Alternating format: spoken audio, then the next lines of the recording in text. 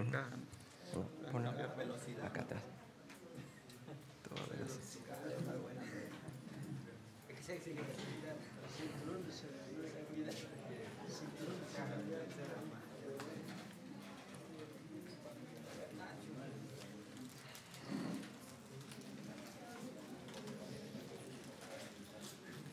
Ok, vamos entonces a abrir nuestras Biblias allí y vamos a estar hablando de cuando Jesús camina sobre el agua.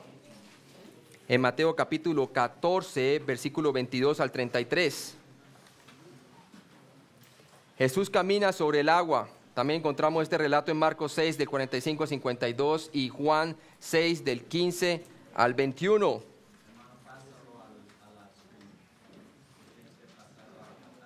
Entonces,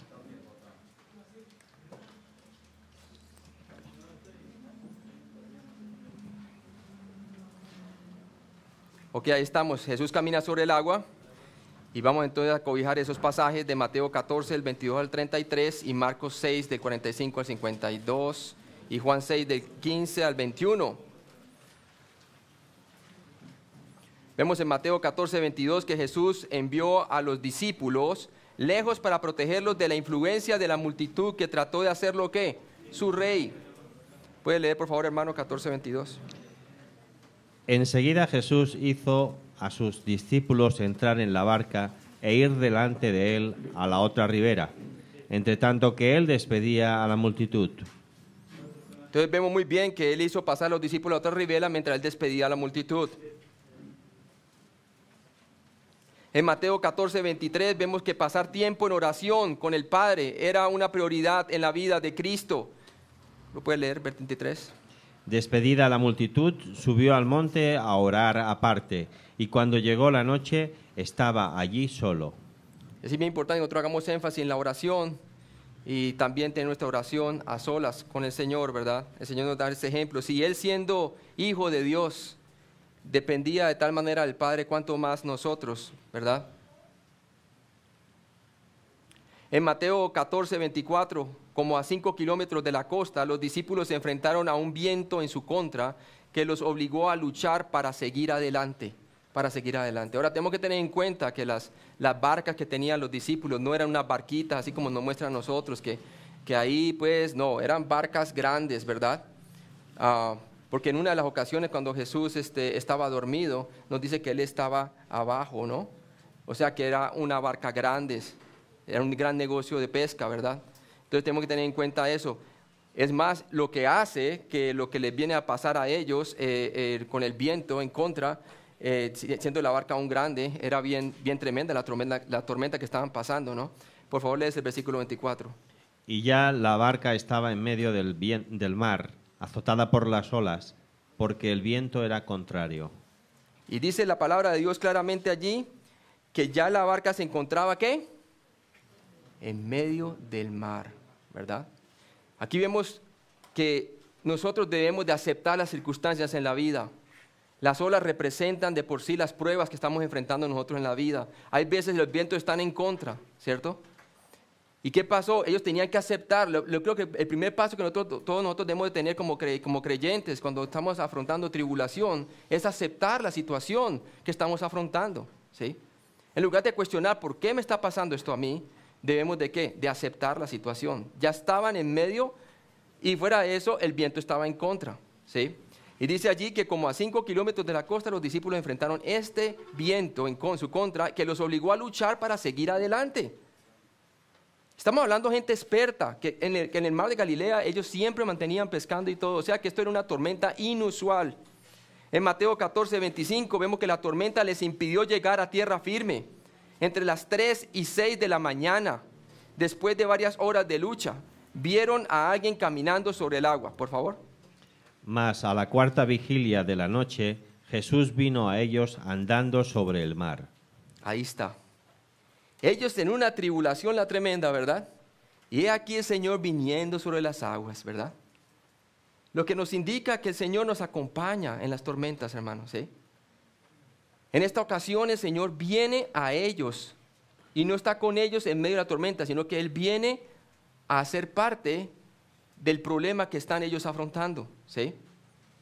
Más adelante vamos a ver que en otra ocasión ocurre algo similar, pero el Señor está dentro en la barca. ¿Sí? Ahora, miremos muy bien lo que dice aquí la palabra de Dios en el 14:25. Dice que la tormenta les impidió llegar a la tierra firme y eran las 3 a 6 de la mañana. O sea que estaban en oscuras, ¿verdad? Tremendo. Una de las vigilias de la noche estaban divididas en 4 vigilias, ¿cierto? Y aquí estaba la vigilia, una era entre las 6 a las 9, otra de 9 a las 12, y otra de las 12 a las 3, y esta de 3 a las 6. Era la 4ª vigilia.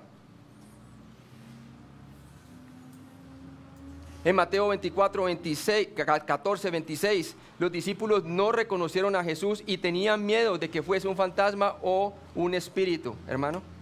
Y los discípulos, viéndole andar sobre el mar, se turbaron diciendo, ¡un fantasma! Y dieron voces de miedo. No le reconocían, ¿verdad? Pues obviamente la oscuridad, las circunstancias, tremendas circunstancias. Ahora veamos qué sucede, ¿no? En Mateo 14:26, el centrarse en la persona de Cristo les removió el miedo. Cuando estamos en circunstancias adversas, debemos de centrarnos en Cristo. Y veamos cómo se le removió el miedo. Versículo 27. Pero enseguida Jesús les habló diciendo, tened ánimo, yo soy, no temáis. Mire que aparece ahí diciendo el yo soy, ¿verdad? Yo soy. El Señor, deidad, estoy en control, ¿cierto? Las circunstancias, la naturaleza parecía en contra de ellos, pero aquí estaba el Dios sobrenatural, que estaba sobre la naturaleza, está caminando sobre el agua, está en control. El centrarse en la persona de Cristo en medio de las pruebas es la clave para nosotros afrontar las pruebas. El Señor no promete removernos las pruebas, Él sí promete pasar con nosotros en medio de ellas, si nosotros queremos tener comunión con Él, si somos creyentes. En Mateo 14:28 vemos que este episodio fue el primero de los 3 en Mateo 14 capítulo 17 que se centraron en Pedro. ¿Puede leerlo por favor el 28 al 29?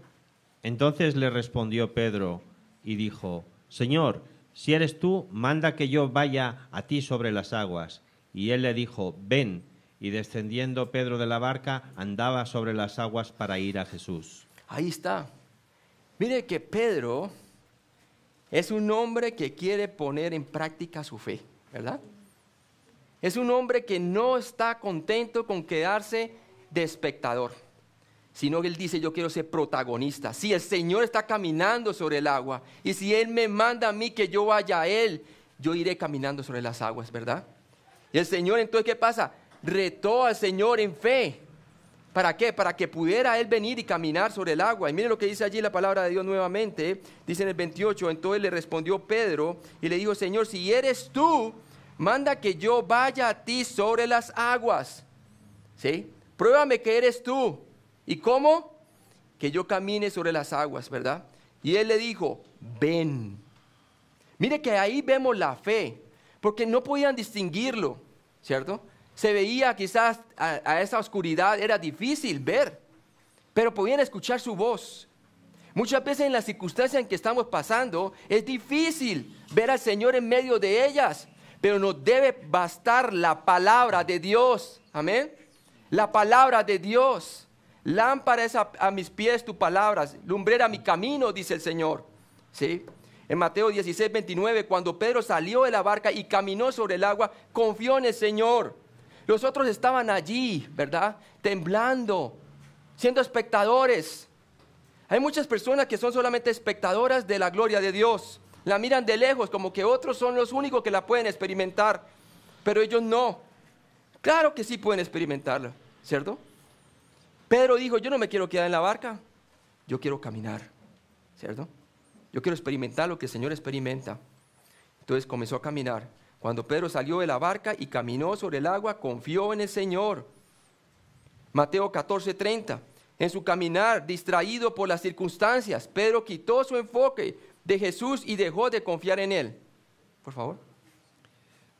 Pero al ver el fuerte viento, tuvo miedo y comenzando a hundirse, dio voces diciendo, Señor, sálvame. Sálvame, ¿sí? Pero hay que darle crédito que el hombre no se quedó como espectador, protagonista, hermano, ¿verdad? Y ¿sabe una cosa? Con tal que nosotros demos los primeros pasos y pongamos en práctica nuestra fe, El Señor nos va a ayudar cuando nos hace falta la fe. Cuando volvemos otra vez a invadirnos de las circunstancias, como le pasó a él. Quitó los ojos de Jesús y comenzó a ponerlos ¿en dónde? En las circunstancias.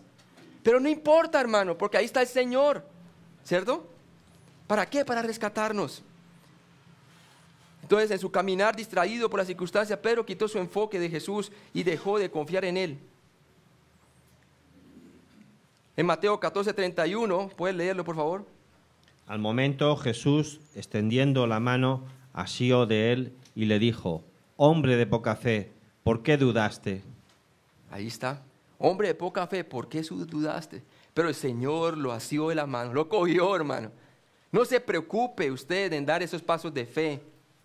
El Señor lo va a asir de la mano a usted también, ¿sí? Él siempre lo ha hecho en nuestras vidas, cuando pasamos por pruebas, cuando lo reconocemos en medio de ellas. El Señor reprendió a Pedro por tener poca fe, lo que indica que él tenía alguna fe. Pedro había empezado a caminar por fe, pero permitió que el mundo le distrajera. Y eso nos pasa a todos, hermanos, ¿sí? Pero es un diario caminar, un diario caminar. En Mateo 14:32, el viento se calmó. Este milagro otra vez verificaba la persona y el poder de Jesús, el Mesías, sobre la naturaleza, hermano. Le obedecía a la naturaleza. ¿Sí? Por favor, ¿puede leer?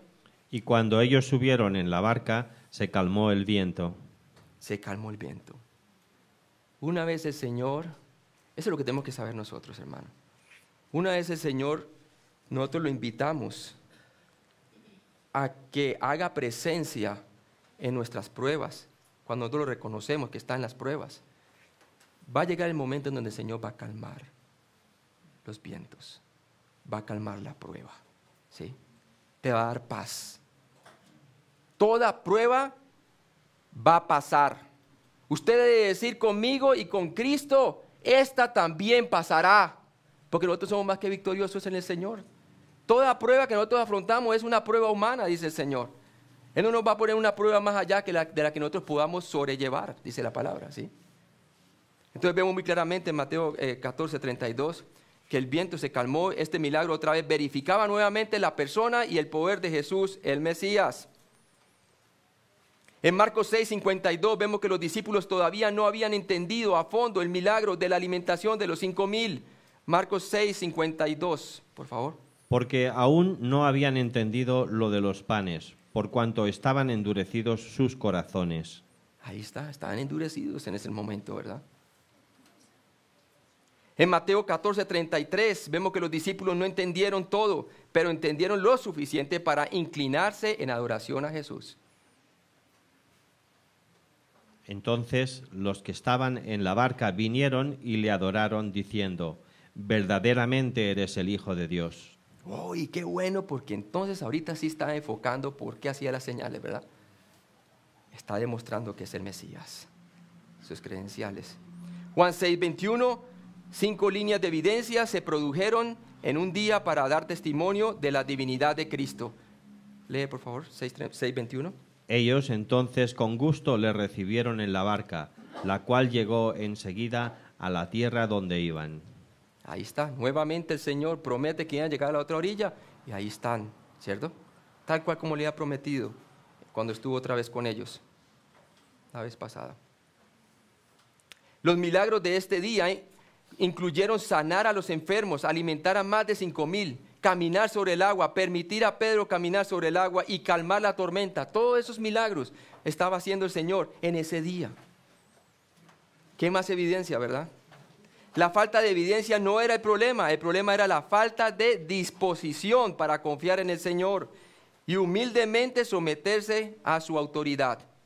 Por la fe debían ellos, ¿qué? Someterse a la autoridad del Señor, ¿sí?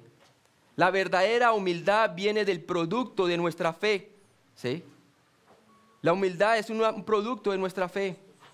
En Romanos 1:18 al 24, por favor, ¿lo puede leer? Porque la ira de Dios se revela desde el cielo contra toda impiedad e injusticia de los hombres que detienen con injusticia la verdad.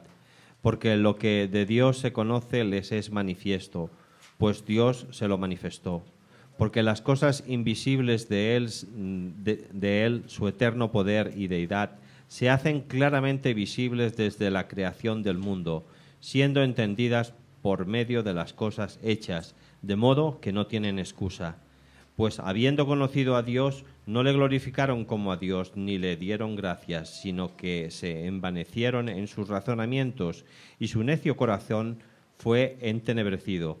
Procesando ser sabios, se hicieron necios, y cambiaron la gloria de Dios incorruptible en semejanza de imagen de hombre corruptible, de ave, de cuadrúpedos y de reptiles.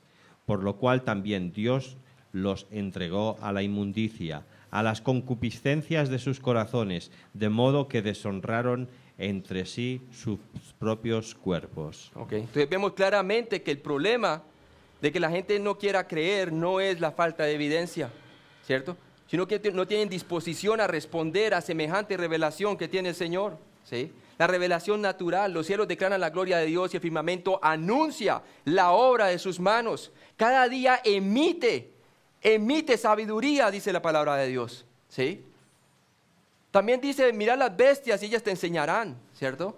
La biología, es la creación misma, la conciencia.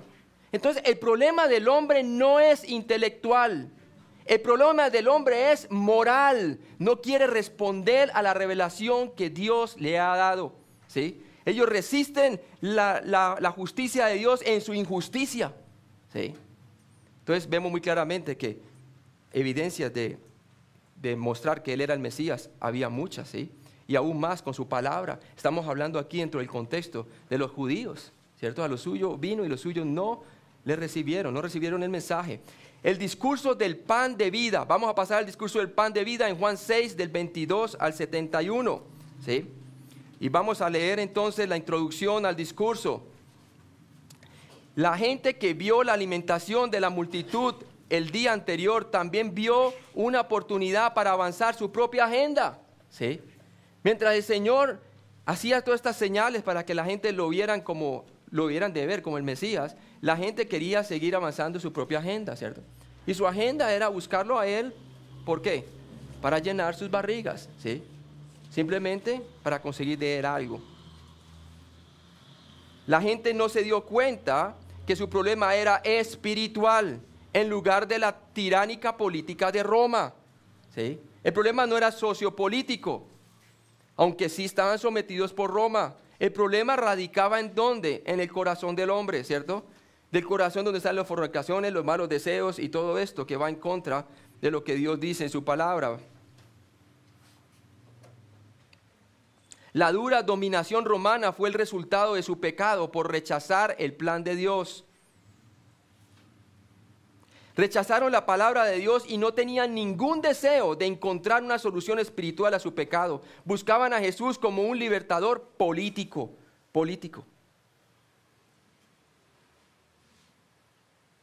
En esta sesión de enseñanza, Jesús se encontró en un diálogo de pregunta y respuesta con la gente, concluyendo con una sesión privada con sus discípulos.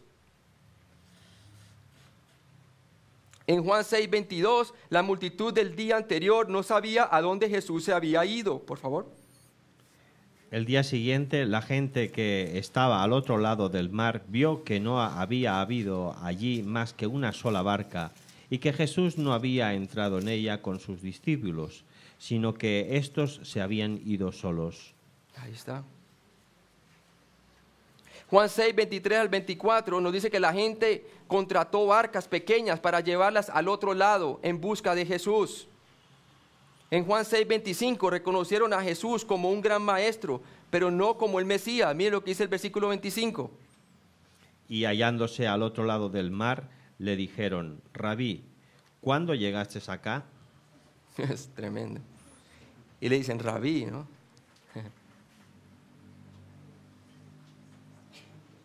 Juan 6:26, Jesús sabía que la razón por la cual lo buscaron a Él estaba relacionada con sus deseos físicos, no porque la señal milagrosa probaba que Él era el Mesías, que era el objetivo principal de los milagros.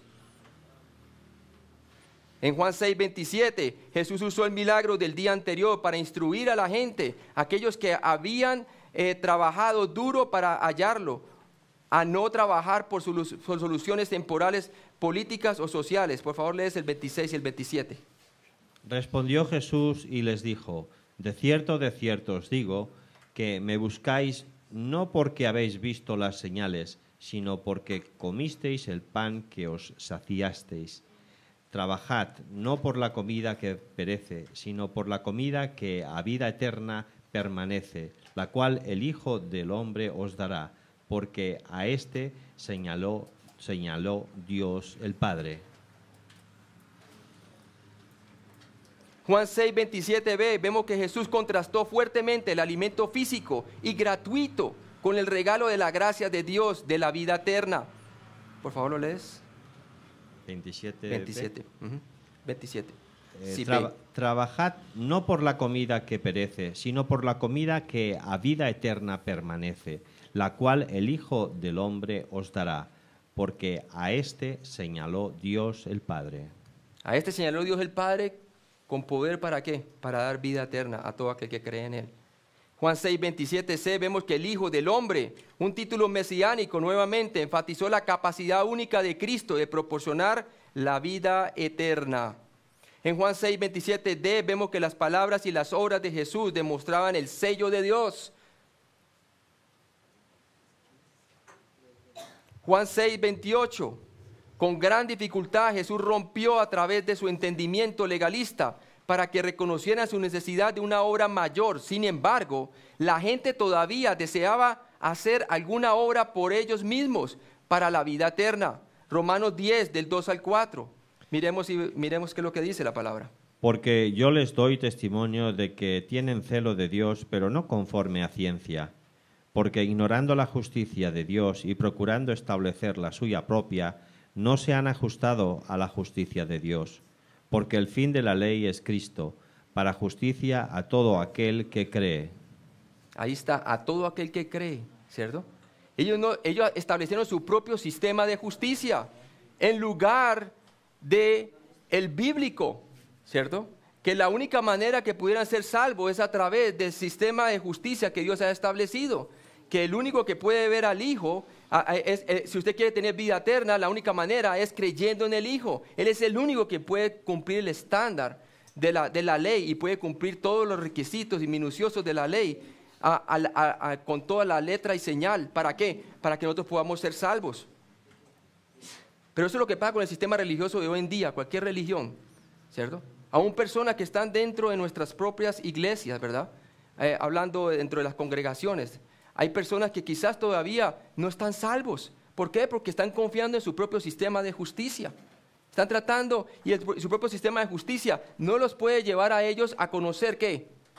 La vida eterna, porque están confiando en lo que ellos puedan hacer.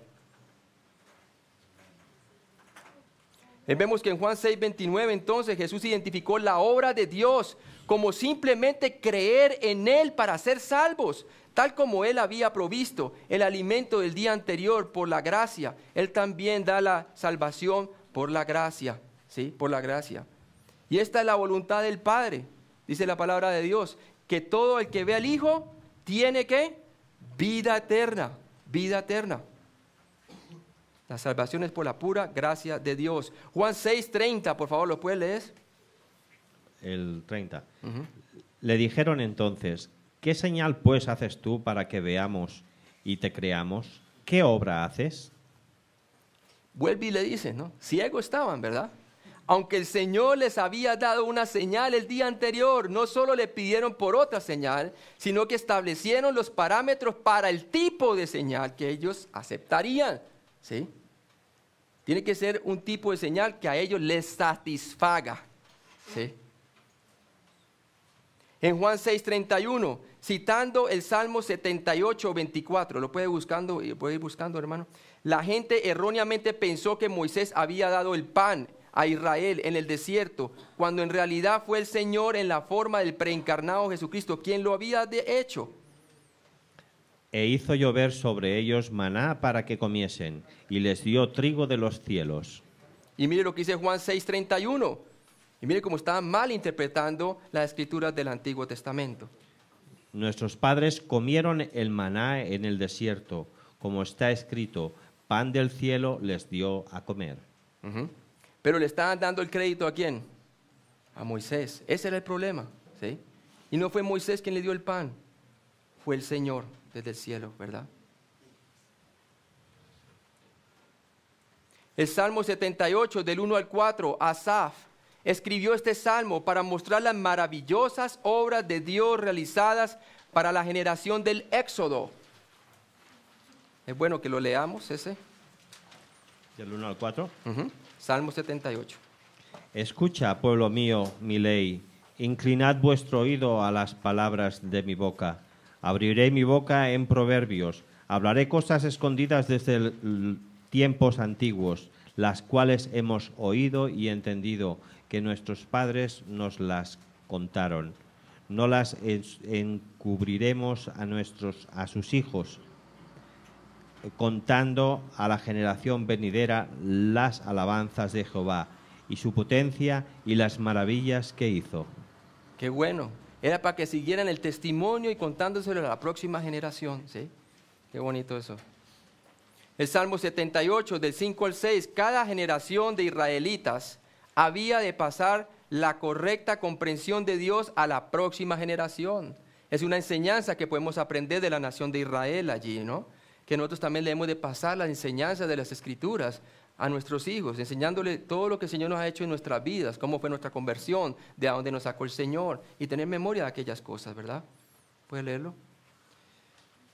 Él estableció testimonio en Jacob y puso ley en Israel, la cual mandó a nuestros padres que la notificasen a sus hijos, para que lo sepa la generación venidera, y los hijos que nacerán, y los que se levantarán lo cuenten a sus hijos. Ahí está. Amén. Los testimonios del Señor son para siempre. Ahora, si nosotros los queremos transmitir, ¿verdad? El Salmo 78, 7. Dios diseñó sus milagros para fortalecer la confianza de los judíos y motivar la obediencia. A fin de que ponga en Dios su confianza y no se olviden de las obras de Dios, que guarden sus mandamientos. ¿Que no sé qué? Que no se olviden de las obras de Dios. ¿Sí? Cuando nos olvidamos de ellas, nos vemos nosotros desobedeciendo al Señor. En otras palabras, por la fe no vamos a obedecer sus mandamientos, nos olvidamos del Señor, ¿verdad? Recuerden que lo que precede la obediencia es la fe. Sin fe es imposible agradar a Dios. Salmo 78, 8. Aunque la generación del Éxodo vio obras maravillosas, milagrosas de Dios, siguieron siendo tercos y rebeldes. Y no sean como sus padres, generación contumaz y rebelde, generación que no dispuso su corazón ni fue fiel para con Dios su espíritu. Si ven muy bien esa palabra, escúchela bien. No dispusieron su corazón. Ahí está la responsabilidad del hombre. ¿Se ve? Clarito. Entonces esto lo estamos viendo como un paralelo a lo que estaba sucediendo allí a la nación de Israel, ¿verdad? Al ver todos estos milagros. En el Salmo 78, del 9 al 10, curiosamente, esta gente era de la zona de Galilea, cerca de Efraín. Y el Salmo que ellos citaron mostraban que sus antepasados habían rechazado la provisión de Dios. Léelo, por favor. Los hijos de Efraín, arqueros armados, volvieron las espaldas en el día de la batalla. No guardaron el pacto de Dios, ni quisieron andar en su ley. No quisieron, nuevamente, la responsabilidad del hombre, ¿verdad? Salmo 78, del 11 al 17, así como la generación del Éxodo se olvidó de las obras de Dios, asimismo la gente de los días de Jesús se olvidó de la provisión de su gracia. Leamos nomás algunos versículos, yo le digo hasta dónde. Sino que se olvidaron de sus obras y de sus maravillas que les había mostrado. Delante de sus padres hizo maravillas en la tierra de Egipto, en el campo de Zoán. Dividió el mar y los hizo pasar, detuvo las aguas como en un montón, les guió de día con nube y toda la noche con resplandor de fuego. Hendió las peñas en el desierto y les dio a beber como de grandes abismos, pues sacó de la peña corrientes e hizo descender aguas como ríos, pero aún volvieron a pecar contra él, rebelándose contra el Altísimo en el desierto, pues tentaron a Dios en su corazón. Allí está bien. Sí ve todo lo que estaba pasando. Básicamente está diciendo toda la trayectoria de que salieron del Mar Rojo y por toda la península del Sinaí hasta que llegaron hasta cuando se dio la ley y después comenzaron a subir para conquistar la tierra prometida. Y cómo el Señor dio todos esos testimonios. Tremendo. Lo mismo, ¿qué más testimonios tenían ellos allí cuando todavía el Señor se está manifestando en persona? ¿Cierto? Caminando en medio de ellos. En el Salmo 78, 18, los galileos en tiempos de Jesús también estaban probando a Dios. ¿Puede leerlo? Pues tentaron a Dios en su corazón, pidiendo comida a su gusto. Ahí está. Muy similar a lo que estaba sucediendo aquí. Salmo 78, 19. En Juan 6, los galileos probaron a Dios de la misma manera y así testificaron de su propia actitud rebelde. ¿Lo puede leer? Y hablaron contra Dios diciendo, ¿podrá poner mesa en el desierto? Wow, tremendo, ¿verdad?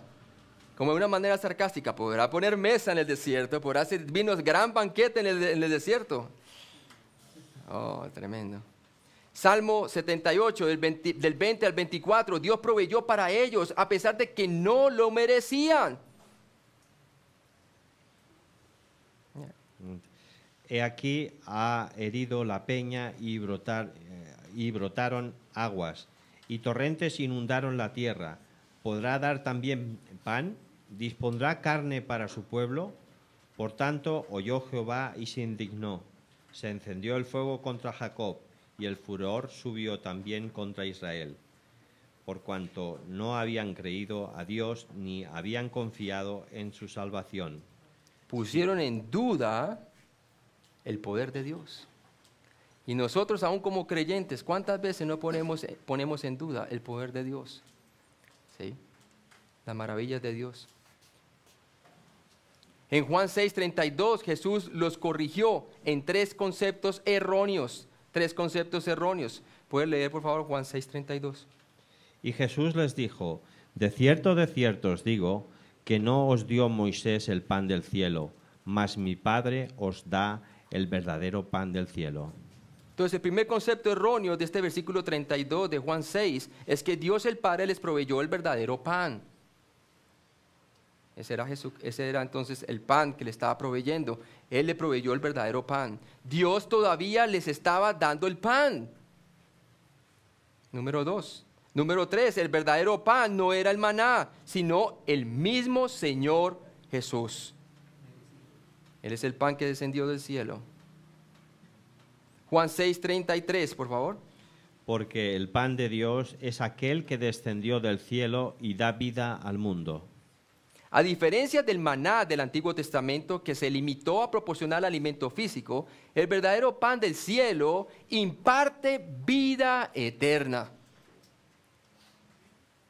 En Juan 6:34, a pesar de que parecía captar la idea, el imperativo aoristo de didomi, dar, demostró que todavía se centraban en lo físico, en lugar de lo espiritual. De acuerdo al tiempo aoristo, ellos lo querían todo en ese mismo momento. Ellos tenían la filosofía del aquí y el ahora. Si no lo tengo aquí y ahora, yo no lo creo. ¿Sí? Esa es la filosofía de Satanás cuando vino a tentar ¿a quién? A Jesús en el desierto. Te daré todos estos reinos aquí y ahora, si me adoras. Y esta es la misma manera como viene a nosotros y crea en nosotros impaciencia, ¿verdad? Y crea que nosotros exijamos de Dios. Y por eso el Señor dice que muchas veces no recibimos porque pedimos mal, ¿sí? Para nuestros deleites, ¿sí? Muy bien. Entonces, en Juan 6:34, ya lo leímos, pasemos a la siguiente. Juan 6:35, usando yo soy, Jesús hizo una afirmación como deidad. Los invitó a venir a Él, explicando que eso quería decir simplemente creer en Él como Mesías. Léelo. Jesús les dijo, yo soy el pan de vida, el que a mí viene nunca tendrá hambre, y el que en mí cree no tendrá sed jamás. Entonces, el venir aquí es sinónimo de creer, de creer. El Señor nos está invitando. Aún quería que ellos desarrollaran fe, ¿verdad? Pero no querían. Juan 6:36, ¿lo puede leer? Mas os he dicho que aunque me habéis visto, no creéis. A pesar de que ellos habían visto suficientes evidencias, se negaron a creer porque querían otra señal. Otra señal. Juan 6:37. Todo lo que el Padre me da vendrá a mí, y al que a mí viene no le echo fuera. ¿De qué manera está trayendo Dios a los hombres hacia sí mismo? Con la palabra de Dios.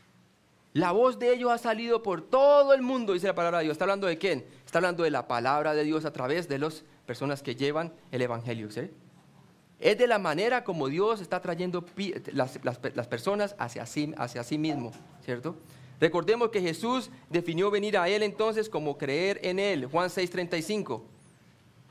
Nuevamente. Jesús les dijo, yo soy el pan de vida, el que a mí viene nunca tendrá hambre, y el que en mí cree no tendrá sed jamás.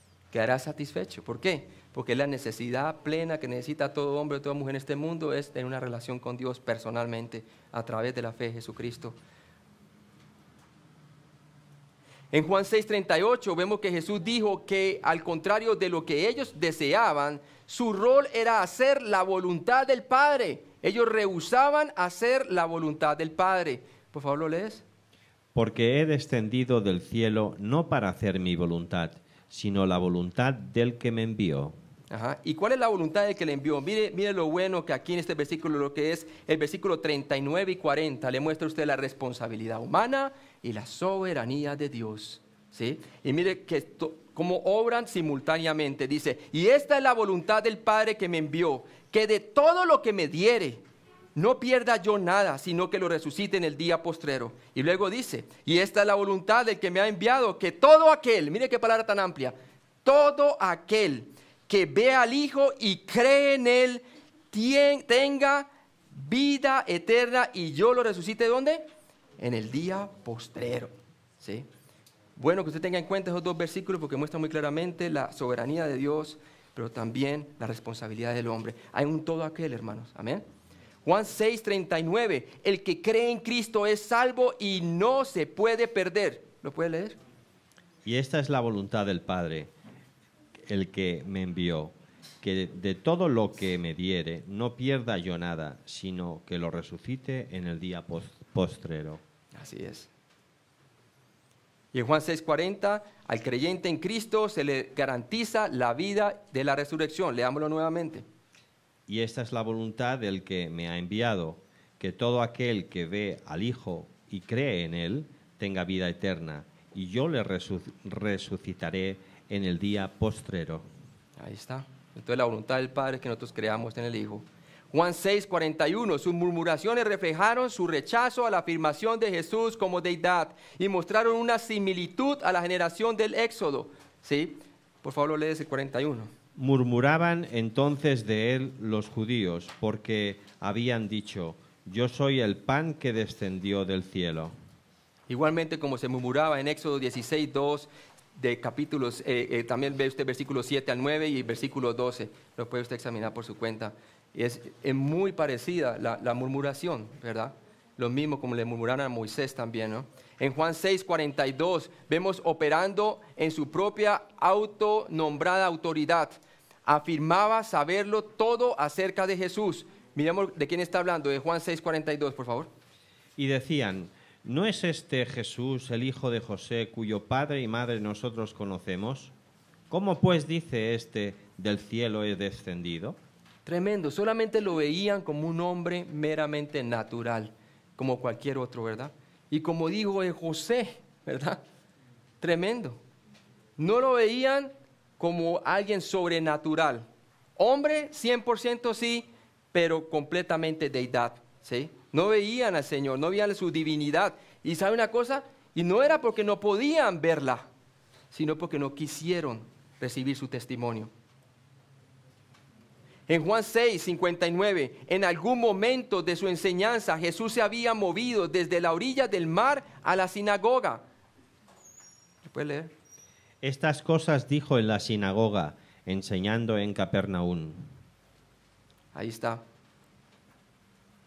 Curiosamente, la sinagoga de Capernaum fue descubierta en una excavación arqueológica y la puerta tenía inscrita en ella una escena de Dios dando el maná en el desierto. Qué bonito es ver que la arqueología confirma, ¿cierto?, la veracidad de las Escrituras.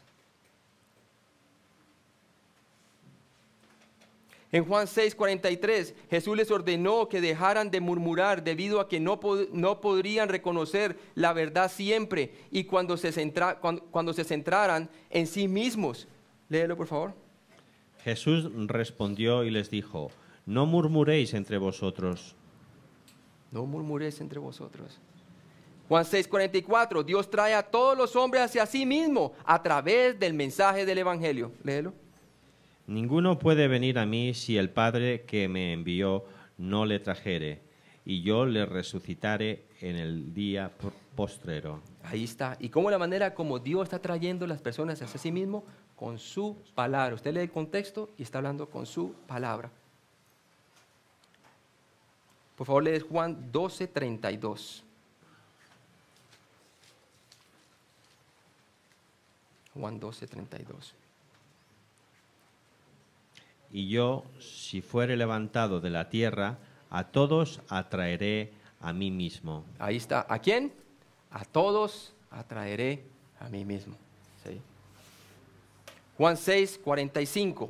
El escuchar involucra la comprensión y los que oyen y aprenden del Padre son capaces de entender y creer el mensaje del Evangelio.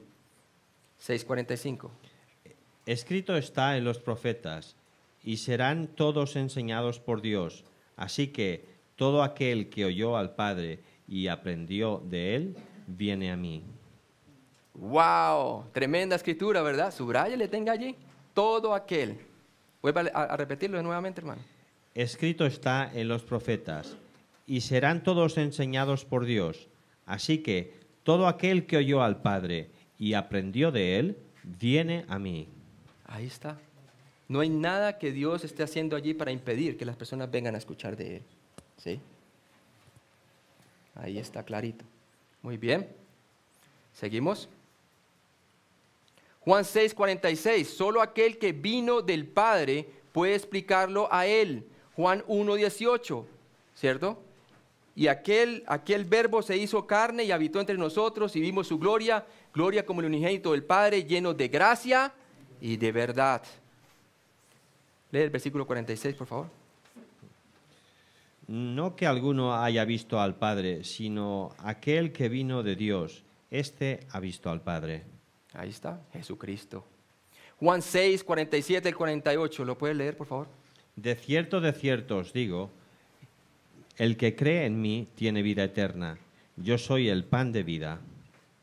La única manera de ver a Dios es creyendo en Jesucristo. Juan 3:16, porque de tal manera vio Dios al mundo que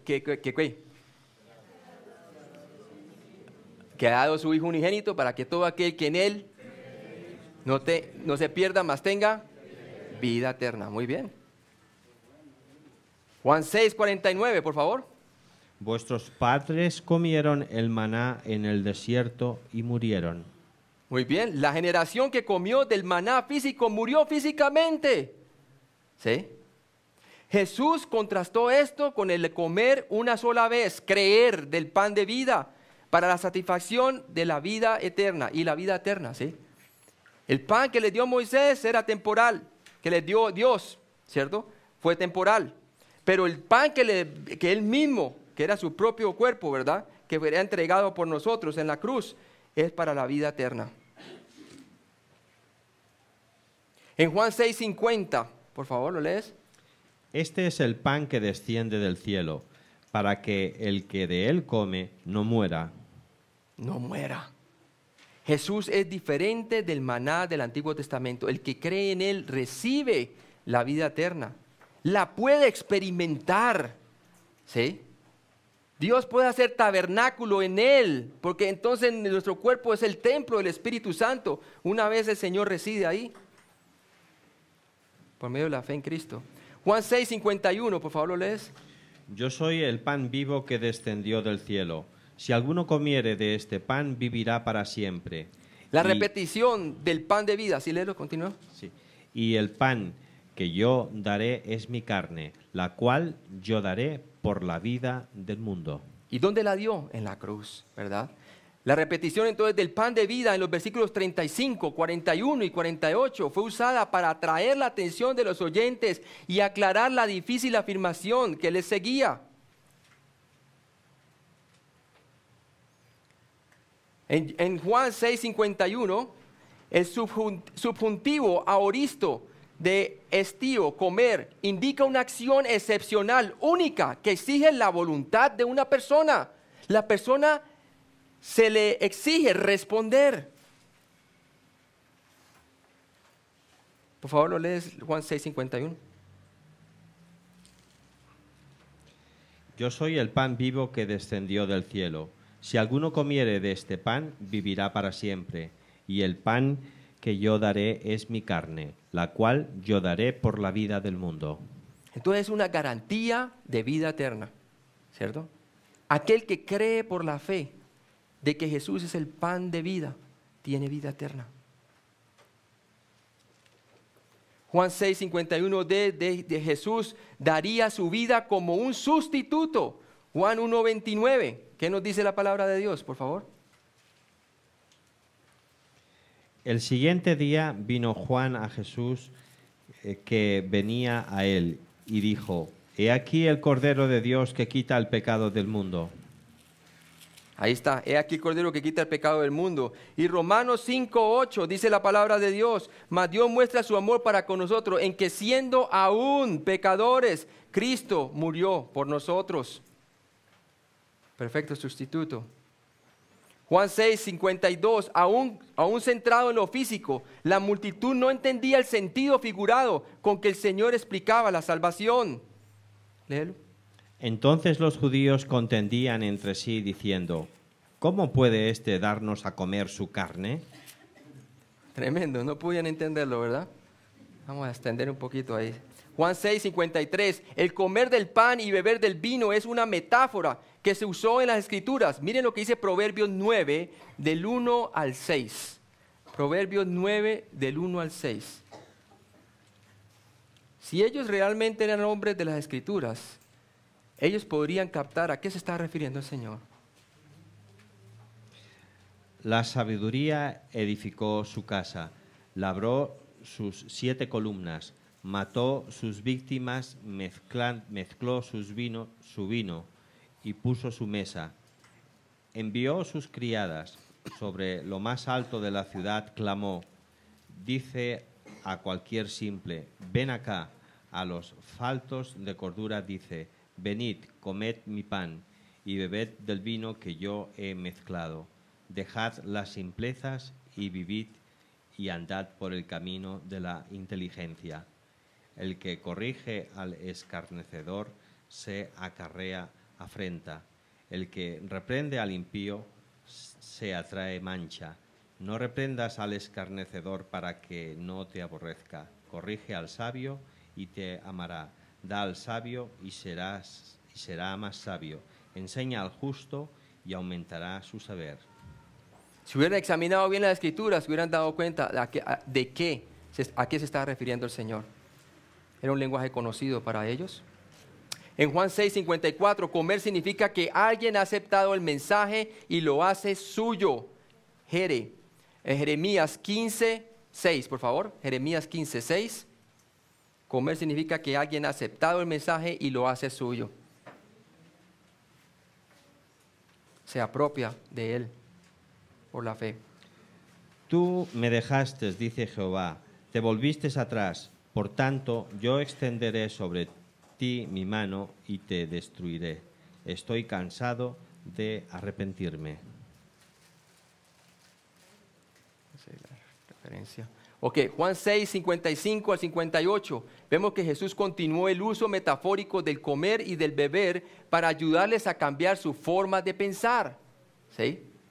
Léelo por favor de 55 al 58. Porque mi carne es verdadera comida y mi sangre es verdadera bebida. El que come mi carne y bebe mi sangre, en mí permanece y yo en él. Como como me envió el Padre viviente y yo vivo por el Padre, asimismo el que me come, él también vivirá por mí. Este es el pan que descendió del cielo, no como vuestros padres comieron el maná y murieron. El que come de este pan vivirá eternamente. ¿Por qué su cuerpo es verdadera comida y su sangre verdadera bebida? ¿Sabe por qué? Porque tiene efectos eternos en tu vida. Nos cambia por una eternidad. Amén. 34. Juan 6, 59. Jesús estaba en la sinagoga. ¿Puede leerlo, por favor? Estas cosas dijo en la sinagoga, enseñando en Capernaum. Juan 6, 60. 3 grupos de personas estuvieron presentes en esta enseñanza. Veámoslo rápidamente. Léelo, por favor. Al oírlas muchos de sus discípulos dijeron, dura es esta palabra, ¿quién la puede oír? Es bien interesante ver la audiencia que estaba allí. Tenemos los judíos, los líderes religiosos, incrédulos y sus seguidores. Tenemos los discípulos, los estudiantes que creían en Cristo, pero que aún luchaban por entender su enseñanza.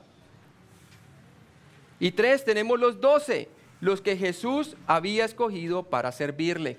Estos 3 grupos estaban allí en ese momento para cuando el Señor estaba dando esta enseñanza. ¿Sí?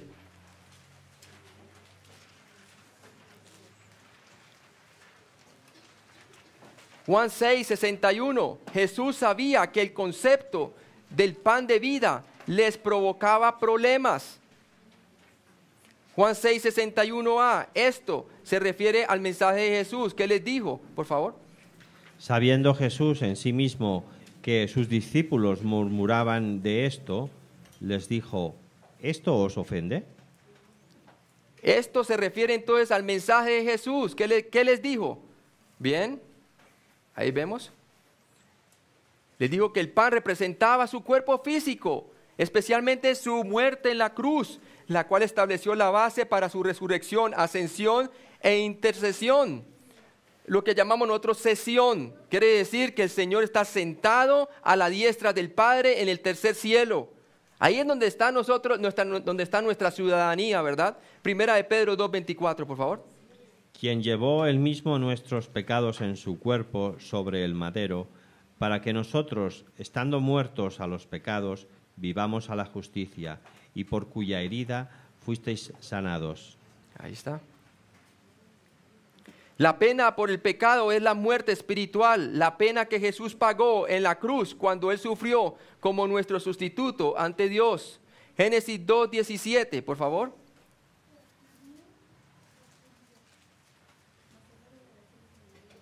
Mas del árbol de la ciencia del bien y del mal no comerás, porque el día que de él comieres, ciertamente morirás. Y esa es la pena que Jesús está pagando, la muerte espiritual que heredamos a través de Adán y la física también, ¿verdad?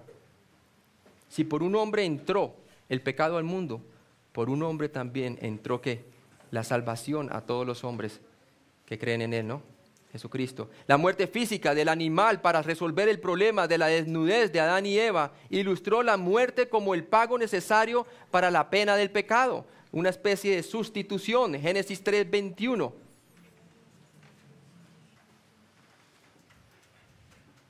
Y Jehová Dios hizo al hombre y a su mujer túnicas de pieles y los vistió. Y los vistió, ¿verdad? Los vistió. Mostró que para que ellos pudieran ser reconciliados, alguien tenía que pagar el precio. Y por ahora iba a ser un sustituto. Y ese sustituto vino a ser aquel Cordero de Dios que señaló ¿quién? Juan el Bautista, el Cordero de Dios que quita el pecado del mundo. La vida de los animales del sacrificio estaba en la sangre e ilustra la muerte sustitutiva de Cristo en la cruz. Levítico 17, 10 al 11, por favor. E hizo Josué como le dijo Moisés, peleando contra Amelec, y Moisés y Aarón y Hur subieron a la cumbre del collado. Y sucedía que cuando alzaba Moisés su mano, Israel prevalecía, mas cuando él bajaba su mano, prevalecía Amelec. No, no es la cita, ¿no? ¿No? La cita dice básicamente que la sangre está en la sangre. Perdón, he leído Sí. Éxodo, perdón. Levítico. Que la vida está en la sangre, ¿no? Eso es lo que dice realmente. Y que yo le he dado para sacrificio, ¿no? Si lo puedes leer allí. ¿Y la tienen? Ok. 17, ya la tengo. Si cualquier varón de la casa de Israel o de los extranjeros que moran entre ellos comiere alguna sangre, yo pondré mi rostro contra la persona que comiere sangre y la cortaré de entre su pueblo, porque la vida de la carne es en la sangre está, y yo os la he dado para hacer expiación sobre el altar por vuestras almas, y la misma sangre hará expiación de la persona. Muy bien, perfecto. Gracias, hermano. En Juan 6:62, por favor, ¿lo puedes leer? Pues, ¿qué si vieres al Hijo del Hombre subir a donde estaba primero? Jesús ató la obra de la ascensión y expiación juntas con una declaración clara de su preexistencia, que de donde descendió primero, ¿cierto? ¿Qué tal si vieres al Hijo del Hombre subir de donde descendió primero? Tremendo. ¿Sí? Una escritura también le dijo a Nicodemo que nadie ha subido al cielo sino el Hijo de Dios que está ¿dónde? En el cielo, mostrando su omnipresencia. Estaba hablando con Nicodemo allí, pero a la vez dice que estaba ¿dónde? En el cielo. ¿Sí? El operar en su agenda carnal no les aprovecharía para el creer las palabras del Señor les traería vida, ¿cierto? Juan 6:63. El Espíritu es el que da vida, la carne para nada aprovecha. Las palabras que yo os he hablado son espíritu y son vida. Son espíritu y son vida, o sea que traen transformación, se pueden experimentar en esta vida y la por venir. En Juan 6:64 Jesús conoce los corazones de los hombres y él sabía quién lo iba a traicionar. Por favor. Pero hay alguno de vosotros que no creen, porque Jesús sabía desde el principio quiénes eran los que no creían y quién le había de entregar. Era omnisciente, él todo lo sabe, él examina lo profundo de los corazones de los hombres. Juan 6:65a, aquellos que no habían creído no podían venir a él. Por favor, ¿lo lees? Y dijo, por eso os he dicho que ninguno puede venir a mí si no le fuere dado del Padre. O sea que al Señor no le tomó por sorpresa el rechazo de ellos. ¿Sí? Él lo sabía de antemano. Juan 6:65b, a lo largo del discurso Jesús igualaba el venir a Él con el creer en Él. Juan 6:65c, la salvación es una obra completa de Dios, pero el plan de Dios implica la elección de la criatura en aceptar o rechazar su oferta de salvación. Vamos a continuar. En Juan 6:66, ¿lo puedes leer, por favor? Desde entonces muchos de sus discípulos volvieron atrás y ya no andaban con él. Muchos volvieron atrás, ¿sí? Y ya no andaban con él. Y eran de sus discípulos, no de los 12, pero los que los seguían, los otros discípulos. Renuentes a reconsiderar su posición teológica, muchos dejaron a Jesús y ya no caminaban como sus discípulos. Juan 6:67, Jesús desafió, retó a sus discípulos escogidos, por favor. Dijo entonces Jesús a los 12, ¿queréis acaso iros también vosotros? Tremendo, ¿verdad? Él no les dijo, ay, por favor, quédense conmigo, ¿verdad? Porque los está desafiando nuevamente a creer en su palabra. Amén. Juan 6:68, hablando por el grupo, Pedro dijo que no dejaría a Jesús, ya que solo podía entender la realidad mediante la comprensión de su enseñanza. Por favor. Le respondió Simón Pedro, Señor, ¿a quién iremos? Tú tienes palabras de vida eterna. Ahí está. ¿A quién más iremos, hermanos? Si Él es el único que tiene palabras de vida eterna, Él tiene soluciones eternas para nosotros, ¿verdad?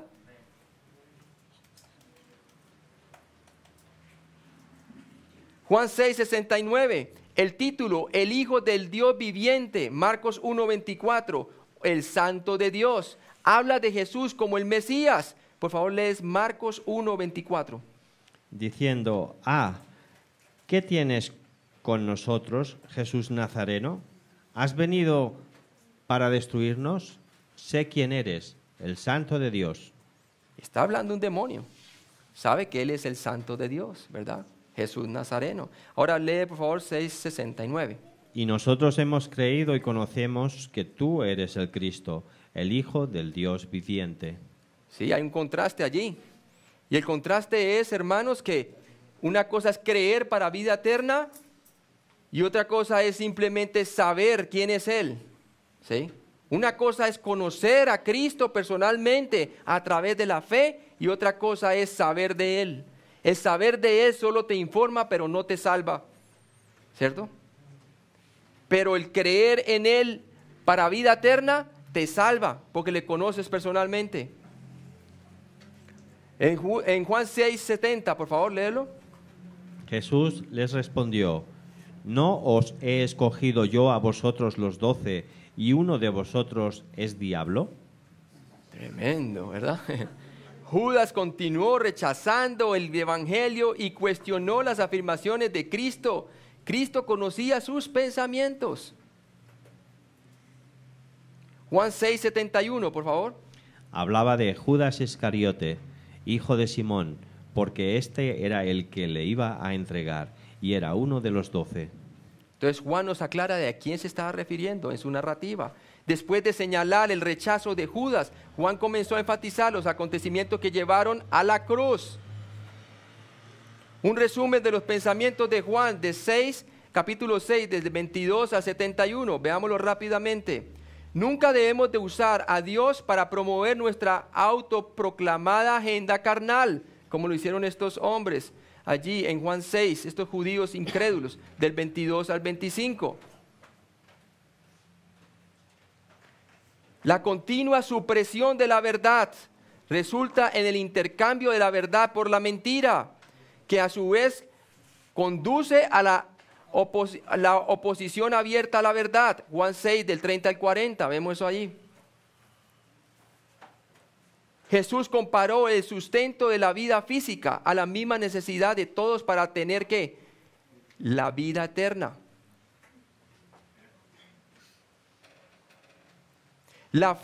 Jesús es la fuente de la vida espiritual y la fe en Él resulta en la salvación. Ninguna cantidad de habilidad humana puede adquirir ya sea la verdad o la salvación. Juan 6, de 41 a 51. Cuanto más exacta sea la verdad que se comunica, más abrasiva o rigurosa es para aquellos que optan por rechazarla. A mayor revelación de Dios, mayor responsabilidad humana, ¿sí?, que se requiere a las personas. Juan 6, de 60 a 71. El sacrificio sustitutivo de Jesucristo en la cruz pagó el requisito legal, penalidad por el pecado de todo el mundo. Juan 6, 51 y primera de Juan 2, 2. Por favor, lees primera de Juan 2, 2, por favor. Y Él es la propiciación por nuestros pecados, y no solamente por los nuestros, sino también por los de todo el mundo. Por los de todo el mundo. Por eso la emoción de ir a evangelizar. Podemos terminar allí y continuamos mañana, pues. Listo. Gracias. Vamos a orar. Sí. Vamos a orar, hermanos, para quedar despedidos por hoy. Padre Celestial, gracias por darnos de tu poder, de tu presencia, de tu ánimo, Señor, de que nosotros podamos llevar a cabo todo el conocimiento de la vida de Cristo, Señor. Gracias porque te estamos conociendo cada vez más y más. Y de esa manera, Señor, nuestros corazones abundan en gracia y podemos vivirla, Señor, y podemos expresarla y podemos comunicarla, Señor. Te pido que tú nos bendigas, nos des buena energía para mañana y buen descanso. En Cristo Jesús te lo pedimos. Amén. Ok, hermanos, el grupo de...